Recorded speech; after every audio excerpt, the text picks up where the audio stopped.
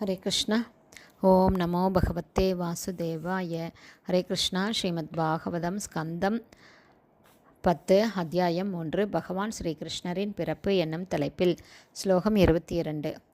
அயம் த்வ சப்யஸ்தவ ஜன்ம நௌக்ருஹே ஸ்ருத்வா அக்ரஜாம்ஸ்தே இன்யவதித் சுரேஸ்வர சாதே அவதாரம் புருஷை சமர்ப்பிதம் ஸ்ருத்வா அதுனா ஏவ அபிசரதி உதாயுதக. Word by word meaning. அயம் இந்த அயோக்கியன், து ஆனால், அசப்ய சிறிதும் நாகரிகமற்றவன், அசுர என்றால் நாகரிகமற்றவன் என்றும் சுர என்றால் நாகரிகமுள்ளவன் என்றும் பொருள்படும்.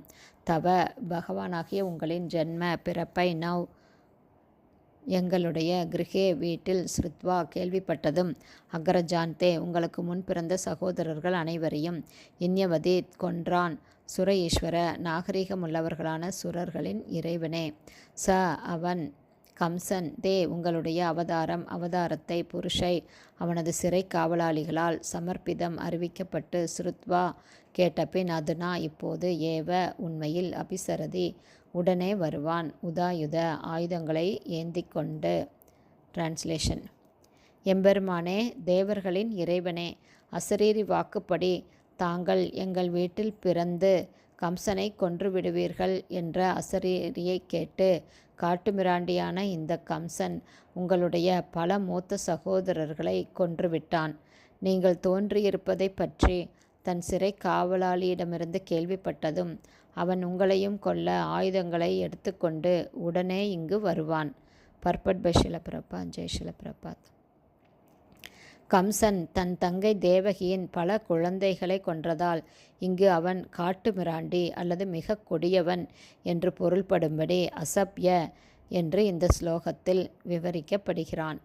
கம்சன் தேவகியின் 8வது மகனால் கொல்லப்படுவான் என்ற அசரீரி வாக்கை கேட்ட உடனேயே குற்றமற்ற தன் தங்கை தேவகியை கொன்றுவிட அவன் தயாரானான். முரடனான ஒருவன் தன் புலனின்பத்திற்காக எதையும் செய்வான். குழந்தைகளையோ பசுக்களையோ பிராமணர்களையோ அல்லது முதியவர்களையோ பெண்களையோ கூட அவன் கொல்வான். யாரிடமும் அசுரர்களுக்கு இரக்கம் என்பது இல்லை. வேத பண்பாட்டின்படி பசுக்கள், பெண்கள், குழந்தைகள், முதியவர்கள் மற்றும் பிராமணர்கள் ஆகியோர் பிழை செய்தாலும் அவர்களை மன்னித்து விட்டுவிட வேண்டும். ஆனால் நாகரிகமற்ற அசுரர்கள் அதை பற்றி கவலைப்படுவதில்லை.